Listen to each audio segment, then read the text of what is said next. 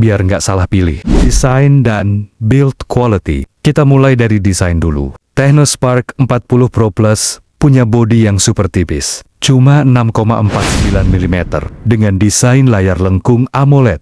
Kesan pertama, elegan, premium, dan enak digenggam. Ditambah lagi, sudah ada perlindungan Corning Gorilla Glass 7i, jadi lebih tahan gores. Sementara Tecnopova 7 lebih condong ke desain gaming futuristik dengan konsep interstellar spaceship, tapi bodinya lebih tebal, 9,31 mm, karena harus menampung baterai jumbo 7000 mAh. Jadi, kalau kamu tipe orang yang suka HP tipis dan mewah, Spark 40 Pro Plus lebih cocok. Tapi kalau suka desain bold dan gak masalah dengan bodi lebih tebal, Pova 7 bisa jadi pilihan. Layar, di bagian layar, ini menarik. Spark 40 Pro Plus pakai panel 6,5